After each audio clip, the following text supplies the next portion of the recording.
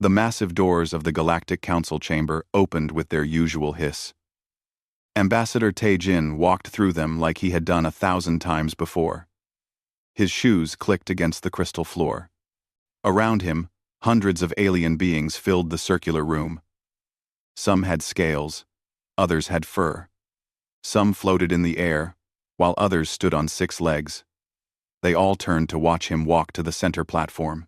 Tae-jin had been humanity's voice in this chamber for 15 years. He knew every corner of this room. He knew which species liked to sit together and which ones avoided each other. He knew that the Vrelian delegation always arrived early, and the Hale representatives always hummed softly when they were nervous. Today, the Hale were humming. The chamber quieted down. Chairman Veltheron, a tall being, covered in smooth purple skin, raised one of his 4 arms. His voice boomed through the translation devices everyone wore. "We welcome Ambassador Tae-jin of Earth. We understand humanity wishes to address the Council on an important matter." Tae-jin reached the center platform. He looked around at all the faces, human and alien. His assistant, Ji-woo, stood near the human section, holding a data pad. She gave him a small nod. Everything was ready. "Honored Council members," Tae-jin began. His voice was calm and clear. "I bring a message from Earth, from our government, and from all human colonies across the galaxy." The chamber was completely silent now. Even the Hale had stopped humming. Effective immediately, humanity is withdrawing from all Galactic Council activities. We are recalling all our diplomats, all our peacekeepers, all our engineers and medical staff. We are ending all trade agreements and resource-sharing programs. We are closing our embassies and cultural centers. For a moment, nobody moved. Then the chamber exploded with noise.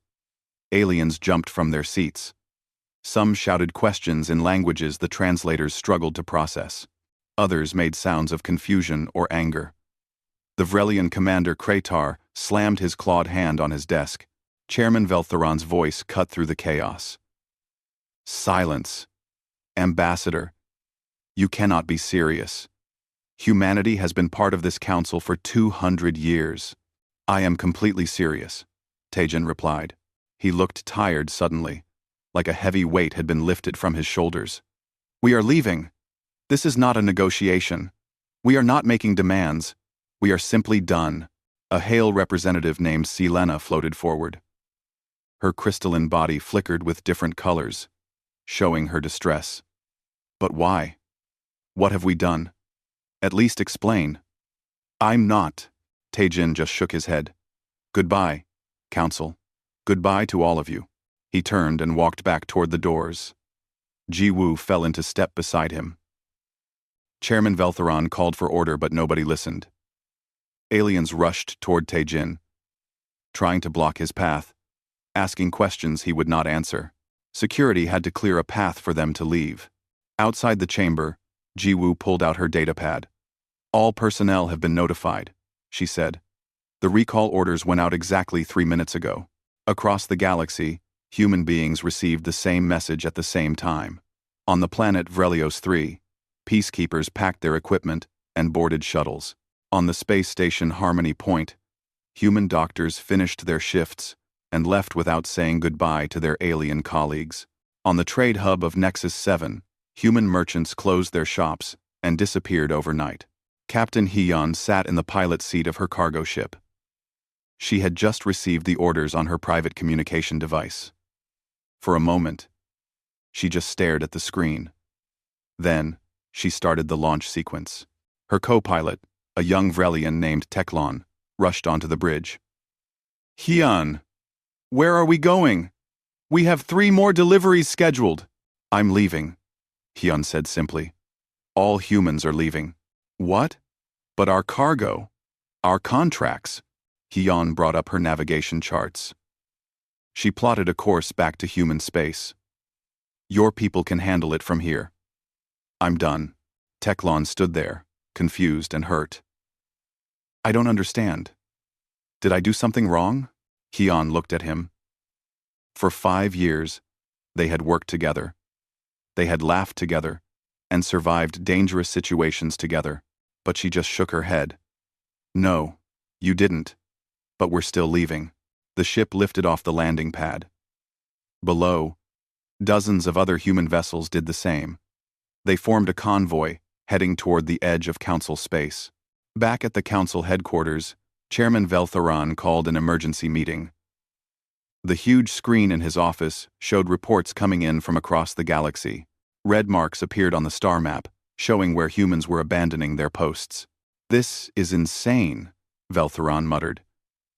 "They built half of our communication network. They mediate 70% of our trade disputes. They run our medical training programs."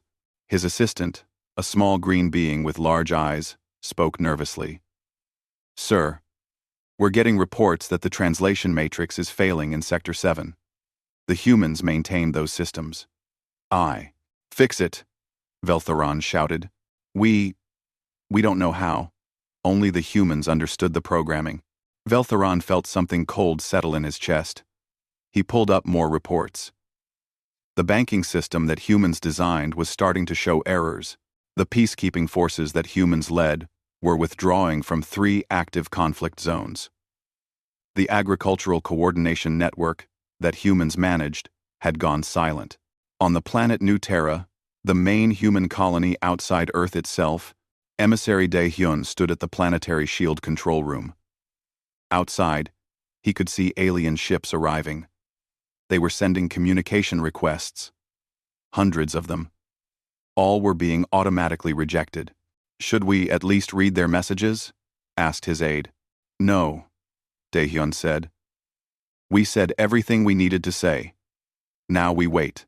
Out in space, Captain Hyun's convoy reached the boundary of Council space. She looked back at her sensors one last time. She could see the ships they had left behind, drifting without guidance. She could see the emergency signals starting to light up as systems began failing. Then she crossed the boundary and set course for home. Behind her, the Galactic Council started to truly understand what humanity leaving meant. And they were scared. 3 days passed since humanity left.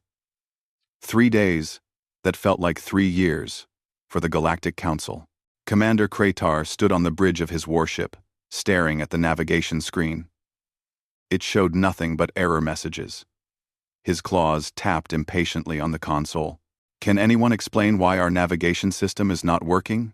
he growled. His navigation officer, a younger Vrelian, looked terrified. "Sir, the system was designed by humans. It connects to their satellite network. That network is now offline. Then use our old system." "Our old system was replaced 40 years ago, sir. Nobody on this ship knows how to use it. The training manuals are in storage somewhere." Kratar wanted to roar in frustration. His fleet of 20 warships was supposed to patrol the border. Now they drifted in space like lost children. He was not alone. Reports came in from across the Vrelian Empire. Ships were stuck. Trade vessels could not find their way between planets. Even communications were breaking down. On the Hale homeworld, scientist Silena worked in her laboratory. She had been trying to fix the quantum communication network for 2 days straight. She had not slept. Her crystalline body had turned a dull gray color from exhaustion. "It should work," she said to her assistant. "I followed every instruction in the manual. But the network remains dark," her assistant replied sadly. Silena looked at the screen. The manual was written in simple language. The instructions seemed clear, but something was wrong. Every time she tried to activate the network, it failed. Then she realized the truth. The manual was simplified. It left out critical details. Only humans knew those details. They had always been the ones to maintain the network. The Hyel had just used it without understanding how it really worked. At the council headquarters, Chairman Veltharan had not left his office in 2 days. Reports piled up on his desk. Each one brought worse news than the last. The border conflict between the Drex and the Klon had erupted into violence. Without human peacekeepers, nobody could stop them. 7 ships had been destroyed already. The financial markets were in chaos. The council currency was dropping in value every hour. Without human banking systems to manage transactions, nobody trusted the money anymore. The food distribution network had collapsed. 12 smaller species depended on coordinated shipments from agricultural worlds. Humans had managed that coordination. Now, ships full of food sat in orbit, unsure where to go. "Get me someone who can fix this," Veltheron said to his assistant. "We are trying, sir.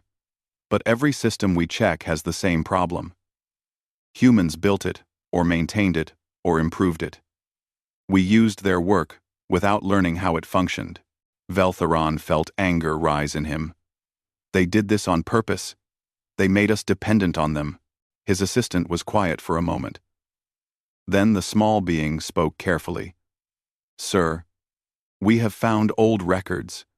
Humans offered many times to train our people on these systems. We declined. We said we did not need to waste resources on training when humans could simply do the work." The chairman had no response to that. On Earth, President Yoonji sat in her office watching news feeds from across the galaxy. Her advisors surrounded her, but nobody spoke. They just watched the chaos unfold. "The Vrelians are threatening to enter human space," said Admiral Songwoo. "They demand we send technicians to fix their ships." "Ignore them," Yoonji said calmly. "The Hyel are offering us 3 systems if we restart the communication network. Ignore them. 17 smaller species are begging for food distribution help. They say people are starting to go hungry." President Yoonji's expression did not change, but her voice became harder. "We warned them. For decades, we warned them. We told them the system was fragile. We offered to teach them. They laughed at us. They took everything we gave and gave nothing back." Another advisor spoke up nervously. "Ma'am, some of our own people are upset. They say we should help. That innocent people are suffering. Our people suffered too," Yoonji replied.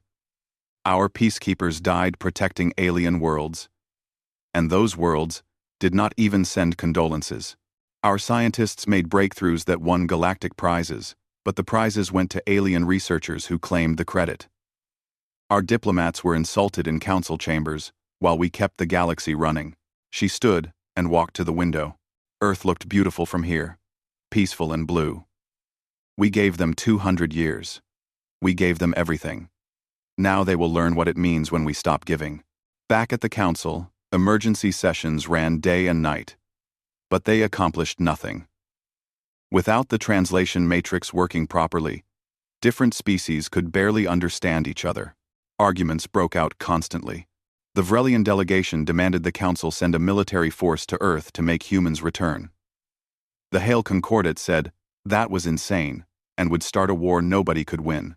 Smaller species screamed that they needed help now, not debates. Chairman Veltheron tried to keep order, but he was failing. The council was tearing itself apart.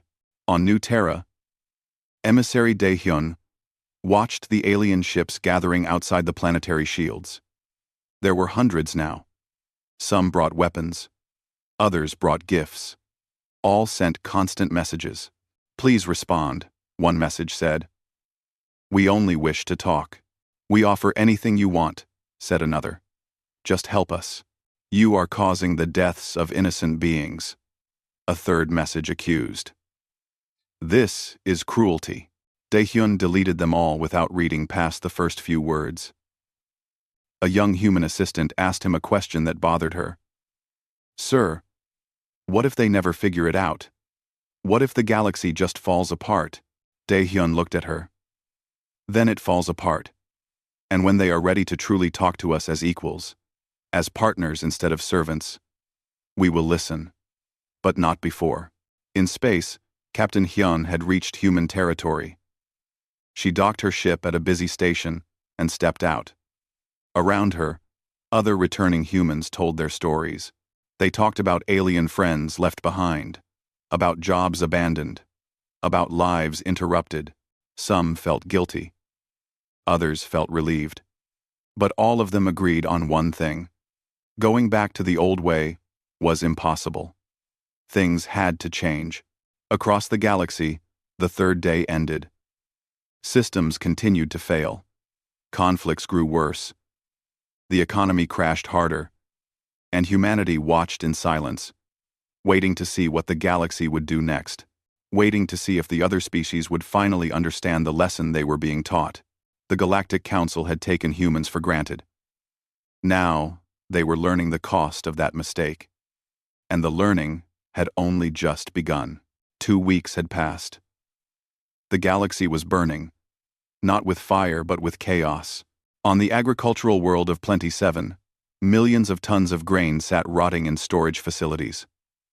The farmers, a peaceful species called the Nix, stood helplessly in their fields.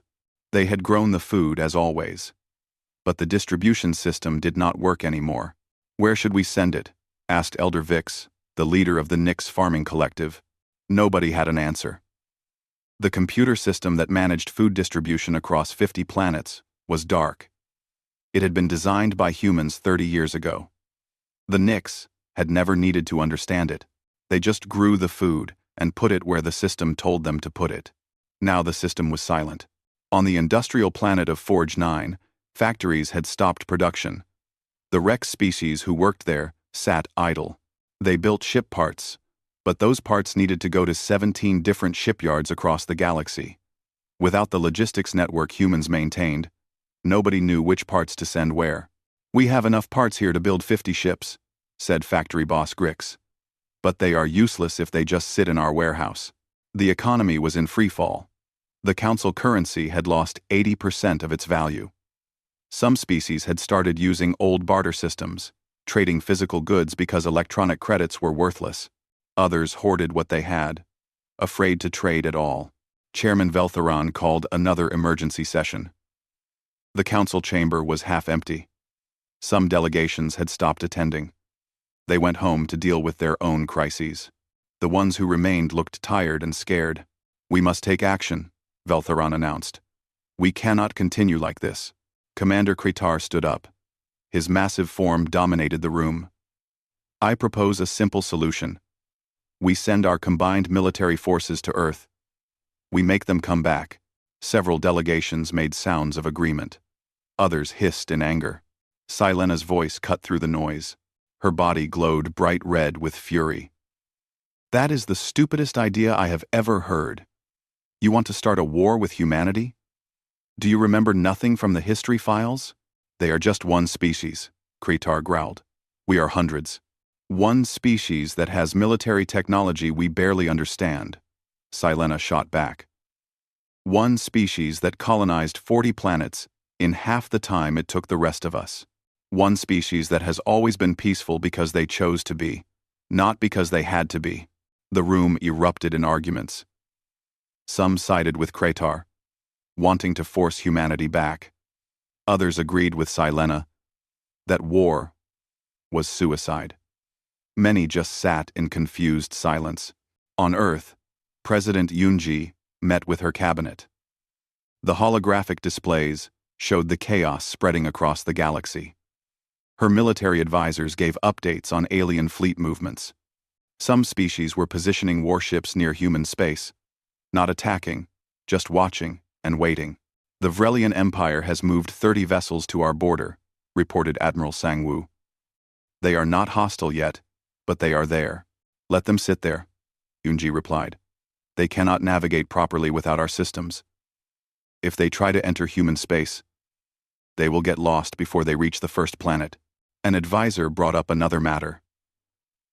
"Ma'am, we are receiving communications from individual aliens, not governments, former colleagues of our people. They are asking personal questions, trying to understand why we left. Are any of our people responding? Some are, privately. They are explaining what it was like. The disrespect, the stolen credit, the casual cruelty." Yunji nodded. "Let them talk. Individual conversations might teach what government declarations cannot." In another part of the government complex, a young analyst named Bora worked in the archives. She had been assigned to compile a complete record of humanity's relationship with the Galactic Council. The project was meant to justify the withdrawal to future historians. What she found shocked her. Bora pulled up video after video from council sessions. She watched human ambassadors propose solutions that were rejected without discussion. She saw human scientists present discoveries that were later credited to aliens. She found records of human peacekeepers who died protecting alien colonies. Their deaths never mentioned in official reports. One video particularly disturbed her. It was from 3 months before the withdrawal. A human representative was proposing a refugee assistance program. A natural disaster had displaced millions on a distant world. The human proposal offered ships, supplies, and medical staff. The council voted it down, not because it was a bad idea, but because, as one delegate said, humans always want to show off how generous they are. Let them help on their own if they care so much. The council does not need to officially support it. The other delegates had laughed. Bora sat back in her chair, feeling sick. She had known things were bad. She had not realized how bad until she saw it all laid out in order. Meanwhile, the chaos continued spreading. The medical network collapsed next. Hospitals on 100 worlds found their diagnostic systems failing. Those systems connected to a central database that analyzed symptoms and suggested treatments. Humans had built and maintained that database. Without it, doctors struggled. Some fell back on traditional methods. Others simply did not know what to do. People started dying from illnesses that would have been easily treated before. The High Concordat made a desperate decision. They sent their finest diplomat, Ixara, to Earth. She was famous for her skills. For her ability to negotiate anything, her ship approached Earth's orbital defenses. "This is Ixara of the Hail Concordat. I request an audience with the human government." The response was simple. Request denied. Leave human space immediately. Please, I only wish to talk, to understand. Denied. Ixara tried for 3 hours, using every diplomatic technique she knew. The answer never changed. Finally, her ship turned away. Defeated. Back in council space, something worse happened. The Vrelian Empire and the Hail Concordat, rivals for centuries, started positioning military forces in disputed territory. Without human mediators to manage their tensions, old hatreds rose to the surface. Border incidents occurred. A Vrelian scout ship fired on a Hail probe. The Hail destroyed a Vrelian communications relay in response. Both sides moved more ships into position. The galaxy watched nervously. If these two major powers went to war, it would drag dozens of other species into the conflict. Chairman Veltharan tried desperately to mediate, but he lacked the skills. Human diplomats had always handled the dangerous negotiations. Now he floundered, making mistakes that made both sides angrier. On Earth, Admiral Sang-woo reported the military buildup to President Eun-ji. If the Vrelians and Hyel go to war, it could destabilize half the galaxy. I know, Eun-ji replied quietly. Should we intervene? No. But people will die. Millions might die. The president looked at him with hard eyes. Millions of whose people, Admiral? Not ours. Not anymore. We spent 2 centuries preventing wars for people who never thanked us, who insulted us while we saved them. Now, they must save themselves. The Admiral had no response. He understood the logic, but it still felt wrong somehow. As the second week ended, the galaxy had changed completely. The prosperity and peace that humanity had helped maintain for 200 years was gone. In its place was fear, anger, and chaos. And through it all, humanity remained silent. Watching, waiting, but not helping. Teaching a lesson the galaxy would never forget. 1 month had passed since the withdrawal. The galaxy was a different place now. On a small station near neutral territory, a group of beings gathered in a dark meeting room. They were not government officials. They were ordinary people, scholars, and journalists who wanted to understand what had gone wrong. Among them was Kratar. The Vrelian commander had retired from his position. His government had blamed him for the fleet navigation failures, even though the problems were not his fault. Now he searched for answers. Beside him sat Selena, the high-el scientist. She had left her laboratory in frustration after months of failed attempts to fix the quantum network. If she could not fix the technology, she reasoned, perhaps she could understand the bigger problem. A human attended the meeting too. His name was Min Sok, and he had been a journalist covering the council for 20 years. He had stayed in council space when the others left, wanting to document what happened next. He agreed to speak to this group. "Why did they leave?" asked a small being from the Nyx species. "Just tell us why." Min Sok activated a display screen. "I brought records." For 3 hours, he showed them everything. Videos of human proposals being rejected without consideration. Financial records showing how alien corporations profited from human technology while lobbying against giving humans more council rights. Casualty reports of human peacekeepers whose deaths were never publicly acknowledged. Trade data proving that humans gave far more than they received. The room fell silent as the evidence mounted. These were not opinions or feelings. These were facts, documented and dated. Kretar stared at one particular document. It was a report from his own government, marked classified. It showed that human peacekeepers had saved 3 Vrelian colonies from extinction during a plague outbreak 15 years ago. He had never heard about it. The report recommended keeping the incident quiet to avoid making Vrelians look weak for needing human help. "We hid this," Kretar said slowly. "My government hid the fact that humans saved millions of our people." Selena found similar documents from the Hale Concordat. Human scientists had solved a critical energy crisis for the Hale. In public, Hale researchers took credit for the breakthrough. In classified files, they admitted the truth.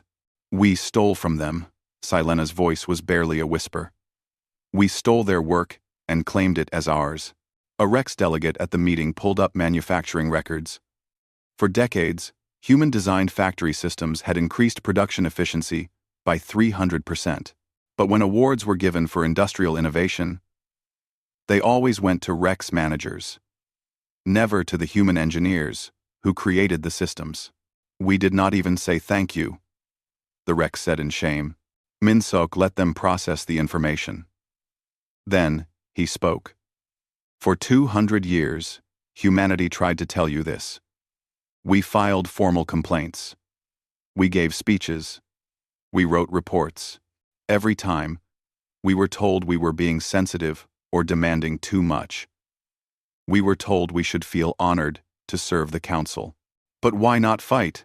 asked the Nyx representative. "Why not demand respect?" "We did demand respect," Min Sok replied. "We demanded it over and over. You just never listened. So we stopped demanding and started leaving. Sometimes, the only way to make someone see your value is to take it away." The meeting ended quietly. Everyone left with heavy thoughts. Selena went home and did something she never thought she would do. She published her findings publicly. She released all the classified documents showing how the Hale had stolen human innovations. Her career would be destroyed. But she did not care anymore. The publication created chaos in the Hale Concordat. Citizens were furious at their government. Protests erupted on a dozen Hale worlds. Kretar did the same with the Vrelian documents. He exposed how the Empire had hidden humanity's contributions while taking credit for themselves. The Vrelian military tried to silence him, but the information spread too fast. Other species experienced similar revelations. Journalists and scholars across the galaxy started digging through their own classified files. The truth came out bit by bit. Every species had exploited humanity in some way. Some had stolen technology. Others had denied credit.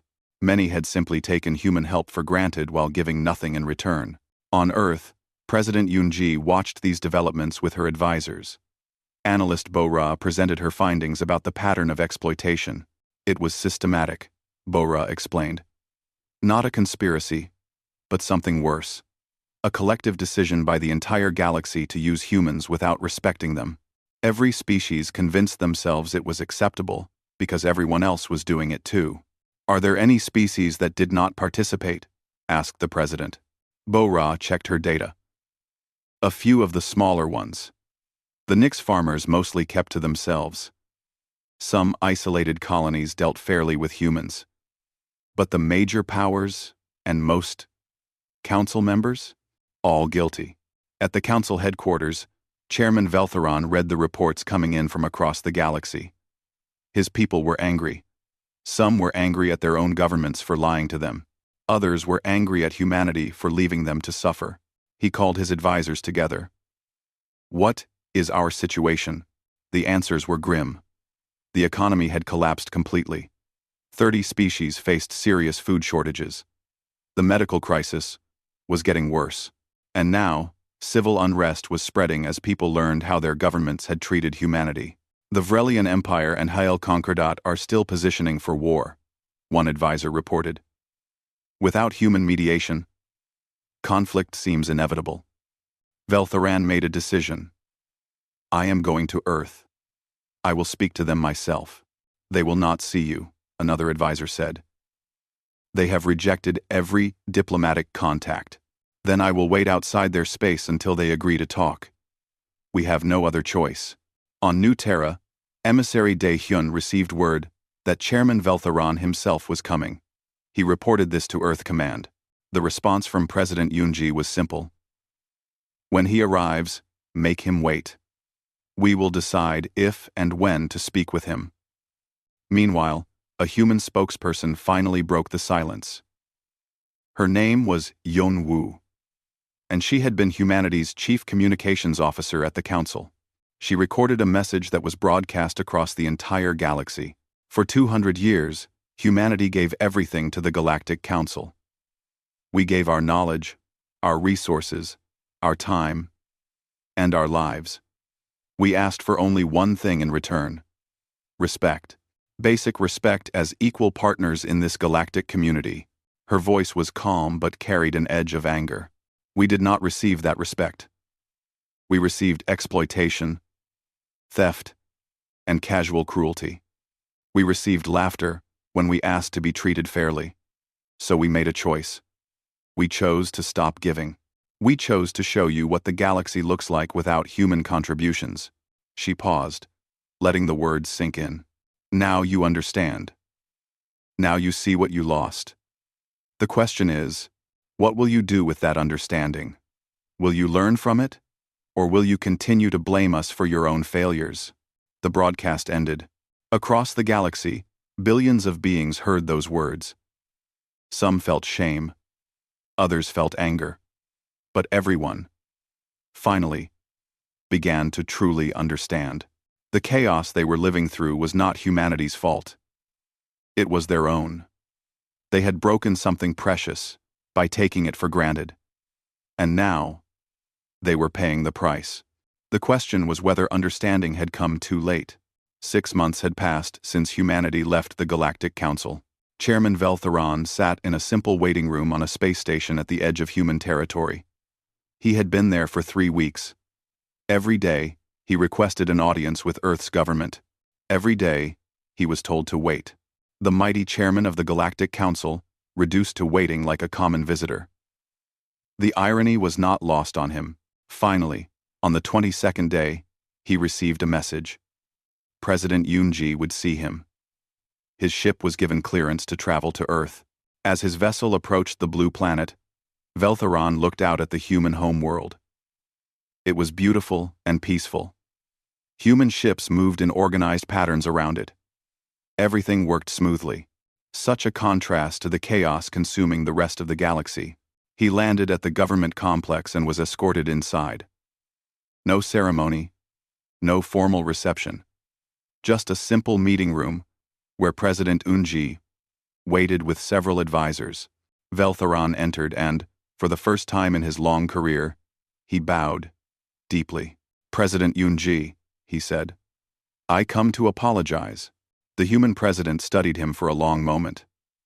"Apologize for what?" "Specifically, for everything. For 200 years of disrespect. For taking your contributions for granted. For stealing your innovations and claiming them as ours.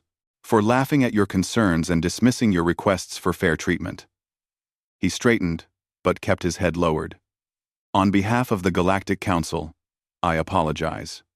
We were wrong. Yunji gestured to a chair. Sit, Chairman. Let us talk honestly. They sat across from each other. Admiral Sang-woo and Analyst Bo-ra stood nearby, representing humanity's interests. Your apology is noted, Yunji said. But apologies do not fix the problems. What does the Council want? We want humanity to return, Veltheron answered. The galaxy is falling apart without you. Food shortages are causing deaths. The economy has collapsed. Medical systems are failing, and the Vrelian Empire and Hale Concordat are on the edge of war. Those are your problems, not ours. They are galactic problems, Veltheron said, then stopped himself. No. You are right. They are our problems. Problems we could not handle. Because we relied on you to solve everything, while treating you poorly. Bo-ra spoke up. Chairman. Do you understand why we left? I am beginning to, he replied. I have read the reports. I have seen the evidence of how every species exploited humanity. I am ashamed. Well, shame is not enough, President Yunji said firmly. We need guarantees that things will be different. Name your terms, Veltheron said. Yunji pulled up a document on the display screen. These are humanity's conditions for returning to the galactic community. First, full voting rights in the Council. Not observer status. Not limited participation. Agreed. Second, formal recognition of human sovereignty over all human-settled worlds. No Council authority to overrule human governance on our own planets. Agreed. Third, fair trade agreements. No more situations where we provide technology and resources while receiving nothing of equal value. Agreed. Fourth, proper credit and recognition for human contributions. When human scientists make discoveries, they get credit. When human engineers design systems, they get credit. When human peacekeepers die protecting alien worlds, they are honored publicly. Agreed to all of it, Veltheron said. What else? Reparations, Admiral Sang-woo stated. 200 years of stolen technology, claimed innovations, and unpaid contributions. The galaxy owes humanity compensation. Veltheron winced but nodded. That will be difficult to calculate. But yes, reparations are fair. Finally, President Yunji said. Not every species will accept these terms. We will only work with those who do. We are done trying to please everyone. The Vrelian Empire has already refused to negotiate, Veltheron admitted. They are too proud. But the Hale Concordat has agreed to your terms. So have most of the smaller species. Even some Vrelian colonies have broken away from the Empire to join the new agreement. Then we have the foundation for a new council, Yunji said. One based on mutual respect and fair partnership. Over the next weeks, the agreements were formalized.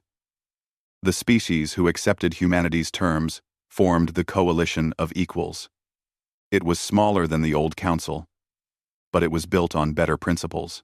Ambassador Tae-jin returned to the council chambers, but they were different now. The room had been reorganized.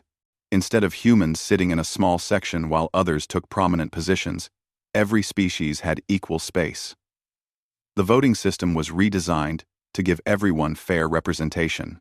On his first day back, Tae-jin stood at the central platform again. But this time, when he spoke, people listened with respect. We have a chance to build something better, he said. The old system failed because it was based on exploitation. The new system will succeed because it is based on partnership. Every species brings something valuable. Every contribution will be recognized and honored.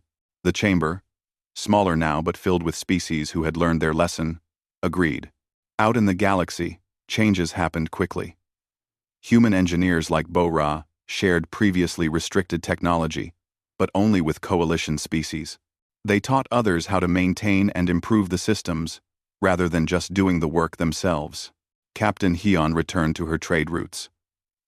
Her new co-pilot was Kratar. The former Vrelian commander had left his empire in disgust and now worked as a civilian trader. He and Hyun had developed a genuine friendship based on mutual respect.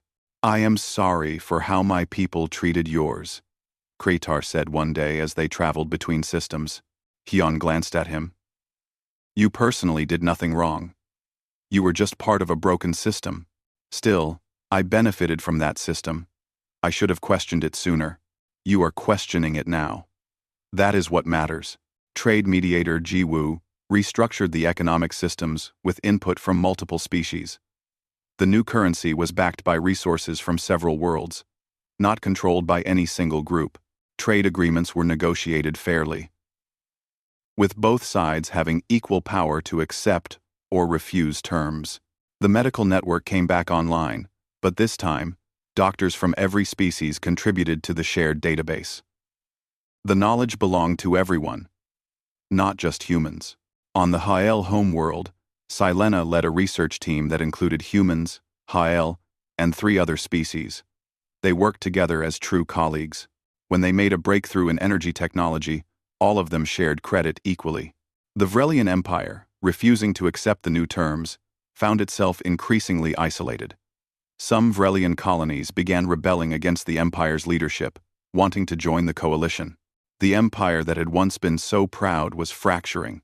6 months became a year. The coalition grew stronger while the old council space struggled. Species faced a choice: join the new system or continue declining. One by one, more species accepted humanity's terms. Even some proud governments swallowed their pride when their people demanded it. President Eun-ji stood in her office a year after the withdrawal began. Admiral Sang-woo brought her the latest reports. 37 species have now joined the coalition, he said. That is more than half of the old council membership. Good, Eun-ji replied. And the rest? Still deciding. The Vrelian Empire continues to refuse. But their position is weak. We estimate they will have to negotiate within another year, or face complete economic collapse. Eun-ji nodded. The plan had worked. It had been painful, and people had suffered. But the galaxy had learned a lesson it would not forget. In the council chamber, a new monument was unveiled. It was a simple crystal pillar with words engraved in every coalition language. The human version read, "Respect is earned together." Ambassador Taejin looked at it with satisfaction.